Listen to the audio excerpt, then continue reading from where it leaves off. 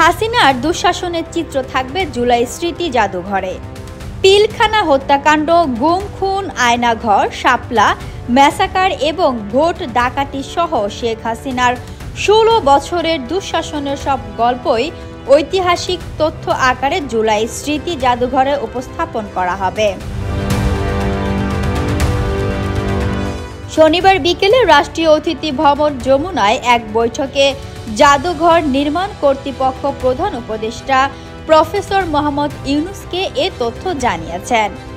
সংস্কৃতি বিষয়ক উপদেষ্টা মোস্তফা সরওয়ার ফারুকী প্রধান উপদেষ্টাকে জানান, 31 অক্টোবর 2025-এর মধ্যে এ জাদুঘরের নির্মাণ কাজ শেষ হবে এবং নভেম্বরের প্রথম সপ্তাহে উদ্বোধন সম্ভব হবে বলে তারা আশা করছেন। তিনি বলেন, আমরা হাসিনার দুঃশাসনের চিত্রগুলো এই জাদুঘরে প্রদর্শনের জন্য কিউরেট করছি, যাতে 16 বছরের ফ্যাসিজমের ইতিহাস জীবন্ত থাকে। সরাসরি গণভবন থেকে আসা নির্দেশনা অনুযায়ী পরিচালিত সব অত্যাচারের এবং নৃশংসতার ইতিহাস।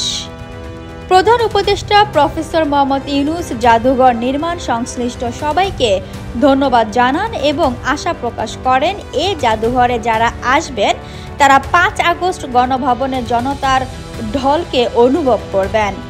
তিনি বলেন, মানুষের মধ্যে দুঃশাসনের বিরুদ্ধে প্রবল প্রতিরোধ গড়ে তোলার এই অনুভব নিয়ে আসাটাই এই জাদুঘরের একটা বড় কাজ। জাদুঘর নির্মাণে আইসিটি প্রসিকিউশন টিম ও গুম বিষয়ক তদন্ত কমিশনের সঙ্গে সমন্বয় করে কাজ চলছে বলে জানান জাদুঘরের চিফ কিউরেটর তানজিম ওয়াহাব। তিনি বলেন, আমরা মনে করছি এটি একটি ইউনিক জাদুঘর হবে। 16 বছরের দুঃশাসনের গল্পগুলো এই জাদুঘরে সিকোয়েন্স আকারে থাকবে। দর্শনার্থীরা জানতে পারবেন শেখ হাসিনা কিভাবে দেশ চালাতেন।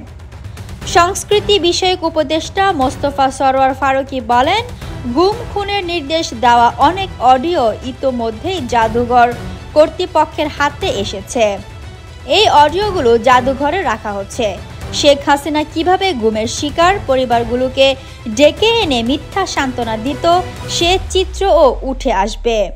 এছাড়াও জাদুঘরে একটা স্ক্রিনিং সেন্টার থাকবে, যেখানে জুলাই ও 16 বছরের দুঃশাসন নিয়ে ডকুমেন্টারি প্রদর্শনের ব্যবস্থা থাকবে। Fatema Tuj Zohra, People Voice Television, Dhaka.